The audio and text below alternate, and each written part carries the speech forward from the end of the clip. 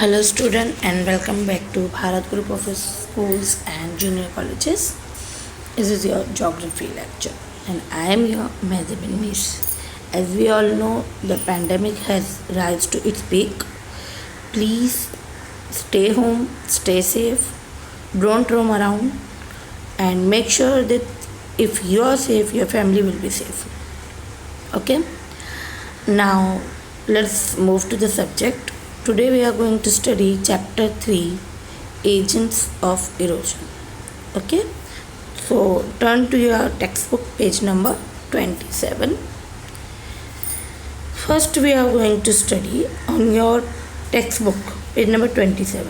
There is names of the places and landforms associated with the name and location is given to you. ठीक है, और यहाँ पर आपको दिया हुआ है सबसे पहले नेम ऑफ द प्लेस दिया है रेवडंडा। इसका लैंडफॉर्म क्या है? ये सैंड बार है, सैंड बार है और मराठी में सैंड का मीनिंग होता है रेत, रेत बोला जाता है, रेव बोला जाता है, इसलिए उस जगह को, वो सैंड बार है इसलिए उस जगह को क्या बोला गया? रेवडंडा। और ये लोकेशन है इसका रायगढ़ इन महाराष्ट्र। उसके बाद सेकंड जो दिया हुआ है वो है गणपति पुले।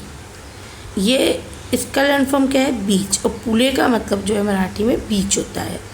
Ratnagiri Maharashtra.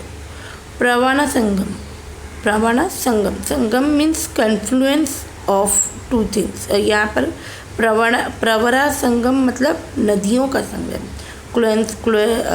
Confluence of river. और ये कहाँ पर है? अहमदनगर इन महाराष्ट्र। तो आपको यहाँ पर पहले ही बताया हुआ, you have see how landforms में be use to name places और विलेज। ये आप लोगों ने देखा।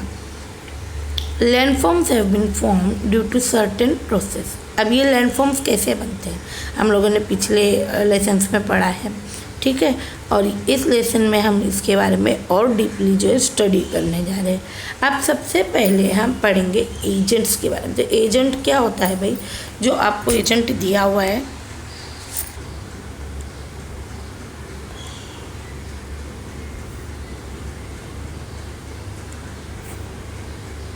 यहाँ पर जो आपको दिया हुआ है वर्ड एजेंट्स, तो एजेंट का मतलब क्या होता है? साइंटिफिक टर्म में इसका मतलब होता है कोई पावर या प्रिंसिपल या ऐसा सब्सटेंस जो कैपेबल है कि वो अपनी वजह से कोई इफ़ेक्ट जो है प्रोड्यूस कर सकता है। चाहे वो जो इफ़ेक्ट वो कर रहा है, क्रिएट कर रहा है, वो फिज़िकल हो, केमिकल हो या बायोलॉजिकल हो। तो आप अच्छे से समझ जाओ कि ये एजेंट का मतलब क्या होता है, एजेंट्स ऑफ एरोजन। तो अब यहाँ हमको जो एरोजन के बारे में बता रहे हैं, तो मतलब इसके जो एजेंट है ये कौन सा जो है अफेक्ट प्रोड्यूस करने वाले? फिज़िकल, मोस्टली जो है फिज़िकल होगा, क्योंकि ये क्या करने जा रहे हैं? एरोजन। तो अब यहाँ आपको दिया हुआ है सेंटेंस में, एजेंट्स वर्क अपॉन देम। जो प्रोसेस होता है, जो प्रोसेस आपको बताया हुआ है, जिस प्रोसेस की वजह से लैंडफॉर्म्स बनते हैं, तो वो किसकी वजह से बनते हैं? उन एजेंट्स की वजह से जो उस पर क्या करते हैं? काम करते हैं। अब वो एजेंट्स कौन से होते हैं? वो एजेंट्स कौन से होते हैं? तो यहाँ पर आपको 4 एजेंट्स दिए हैं। Wind that blows, water that flows, gravity that pulls, and number 4 glaciers that scrape. ठीक है, तो सबसे पहले हम लोग आज के जो चैप्टर है, हम इस चैप्टर में सिर्फ विंड, वाटर, ग्लेशियर इसके बारे में पढ़ेंगे। ओके, तो हम एजेंट्स ऑफ इरोशन के मेन एजेंट्स जो है विंड और वाटर और ग्लेशियर के बारे में पढ़ेंगे। ओके बच्चों, तो गेट रेडी फॉर इट। जैसे आपको मैंने बोला कि विंड, वाटर और ग्लेशियर्स ये सब क्या है? मीडियम है। अब देखो यहाँ पर लिखा हुआ है sea waves, wind, underground water and glacier, they are the medium. ये क्या होते हैं? मीडियम्स होते हैं। ये एजेंट्स क्या करते हैं? डिटैच करते हैं, सेपरेट करते हैं या पिकअप करते हैं, मूव करते हैं या eventually lay down broken rock particle. These agents of erosion cause various processes when they pick up, move and deposit these rock particles अब ये जो रॉक पार्टिकल्स होते हैं ये एजेंट्स की वजह से बन गए हैं। अब उनकी वजह से वेरियस प्रोसेस से ये क्या हो जाता है, पिकअप होना, मतलब एक जगह से दूसरी जगह पे मूव होना। और क्या हो जाता है, जैसे हम लोगों ने पढ़ा है, हम लोगों ने स्टैंडर्ड 5th-6th में पढ़ा है कि जब वाटर जो है रिवर्स का फ्लो करता है तो वो अपने साथ में क्या करता है, सेडिमेंट्स बहा कर लेकर जाता है और फिर एक जगह पर क्या करता है, उसको जो इन सेडिमेंट्स को डिपॉजिट कर देता है। ठीक है, तो यहाँ पर भी वही बता हुआ है। तो क्या करता है एजेंट्स, इनको डिटैच करता है, सेपरेट करता है, पिकअप करता है, मूव करता है, और इनको जिनको पिकअप मूव और करता है वैसे क्या करता है, डिपॉजिट करता है। This process lead to erosional and depositional landforms. तो अब इससे 2 लैंडफॉर्म्स बनते हैं। एक तो बनता है इरोजनल। इरोजनल मतलब जिसकी वजह से टूट फूट हो जाए और एक नया लैंडफॉर्म तैयार हो जाए। ठीक है, और डिपोजिशनल मतलब कि उस जगह पे जो है सेडिमेंट जमा होकर एक नया लैंडफॉर्म बनता है।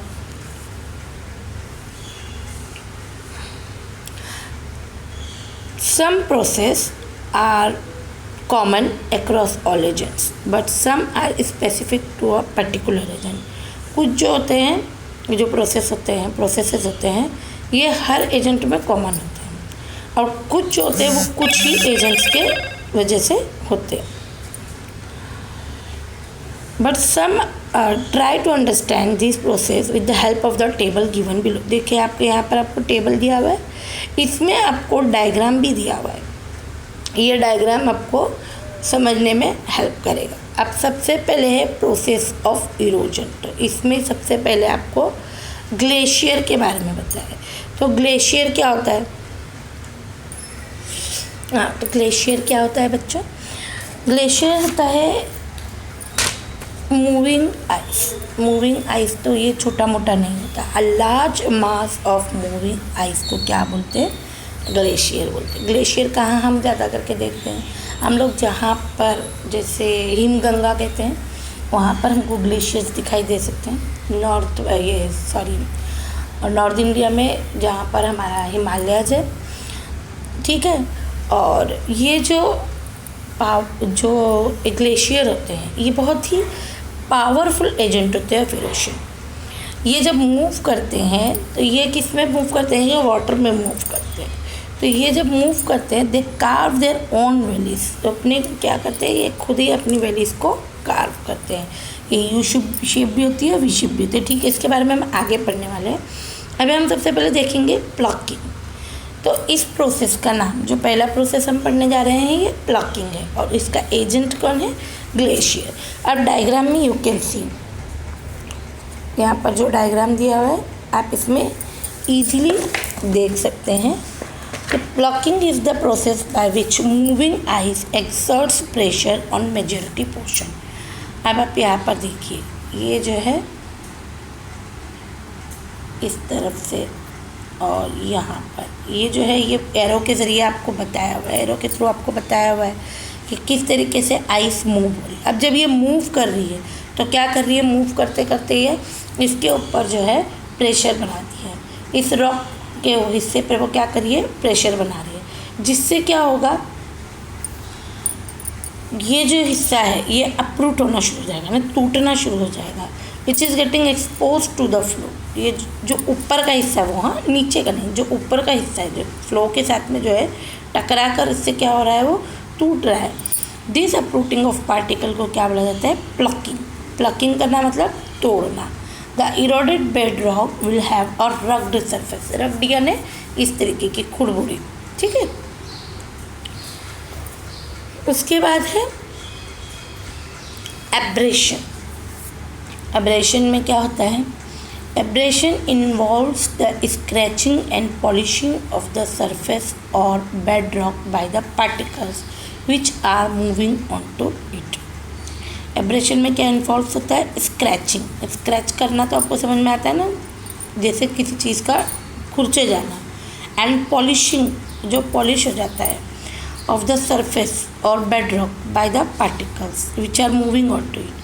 Just as sandpaper is used for smoothing, the rock particles involved in abrasion rub against and wear away the surface.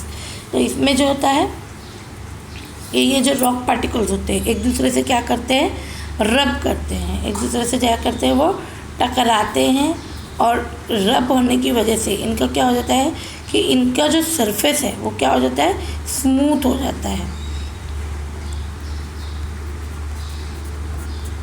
जैसे हम सैंड पेपर को यूज़ करते हैं किसी सरफेस को स्मूथ करने के लिए, तो उसकी वजह से क्या हो जाती है, ये जो रॉक सरफेसेस होती है ये स्मूथ हो जाती है। द इरोडेड बेडरॉक और surface will have a smooth side. आप लोगों ने कभी कभी आप देखे होंगे कि जो पत्थर होते हैं समुद्र के किनारे या फिर वाटर ये रिवर बॉडीज़ के किनारे पर, तो ये जो होते हैं ना कभी कभी बहुत सॉफ्ट होते हैं। तो इसके पीछे रीज़न क्या होता है, इसके पीछे रीज़न होता है एब्रेशन।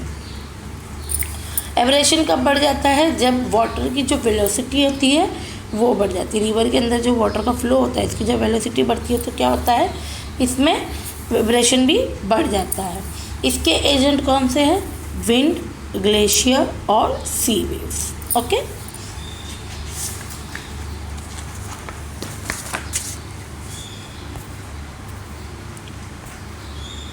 अब हम प्रोसेस ऑफ इरोशन के अंदर हम थर्ड पढ़ने का। थर्ड कौन सा है बेटा, attrition.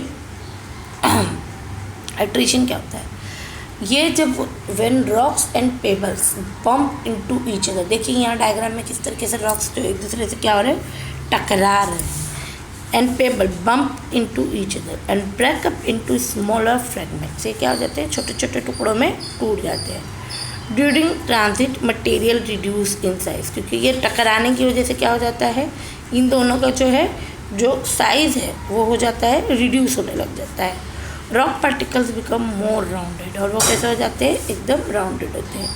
They erode more and more getting smaller and smaller until they are only sediments. ये इतना टाइम इरोड होते हैं, एक दूसरे से इतना टकराते हैं कि उनके छोटे छोटे टुकड़े जो है बन जाते हैं, अंटिल के वो किस्मत कन्वर्ट हो जाते हैं सेडिमेंट्स में।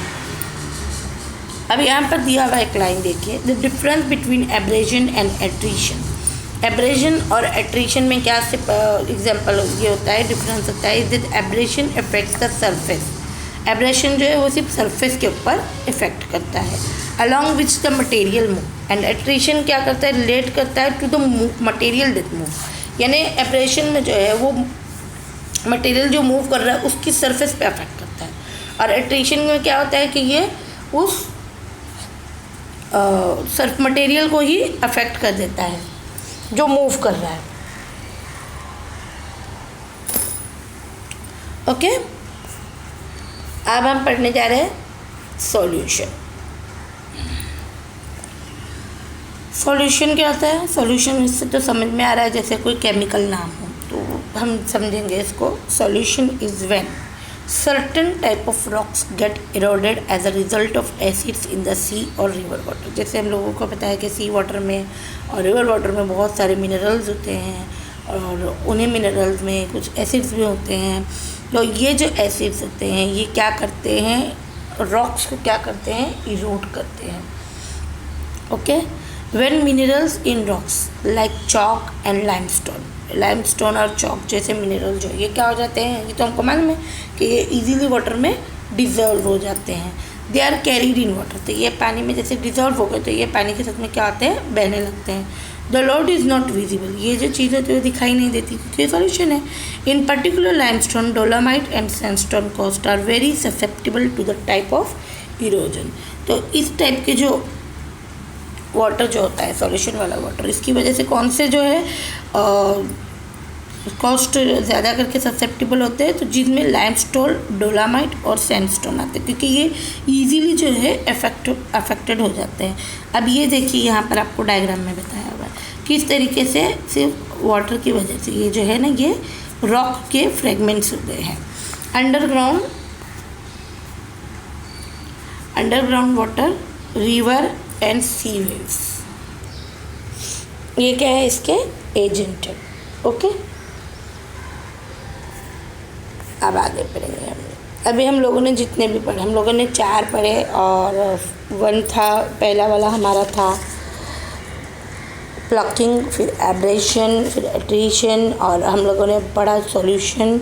और ये चारों भी जो है ये मोस्टली इसके एजेंट्स कौन से थे? Glacier, wind glacier, sea and waves, और विंड वेव्स और रिवर। और ये जो सॉल्यूशन के जो एजेंट्स थे वो है underground water, river and sea waves. Okay, अब हम पढ़ेंगे डिफ्लेशन। डिफ्लेशन क्या होता है?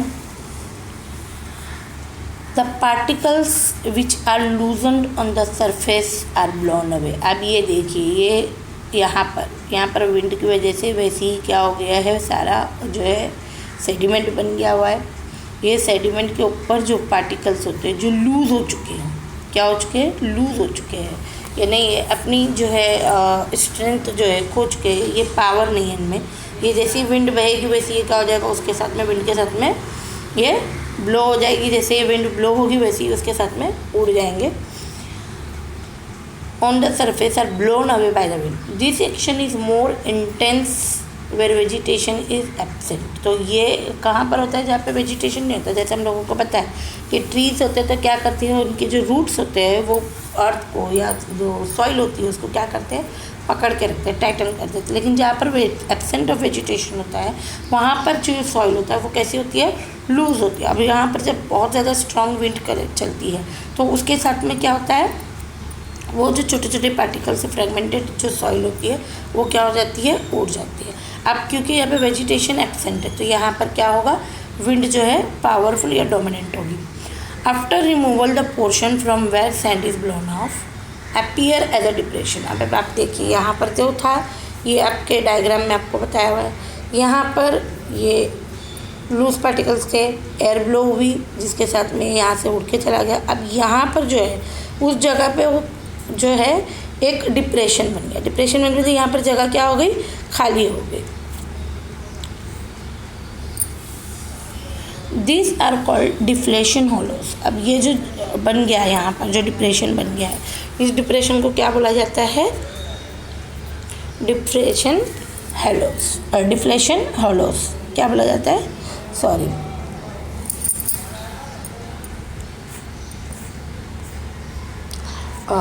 आज के लेक्चर में बस इतना ही।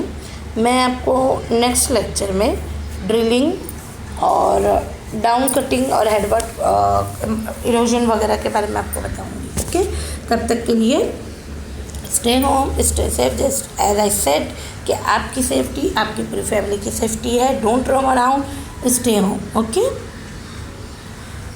बाय।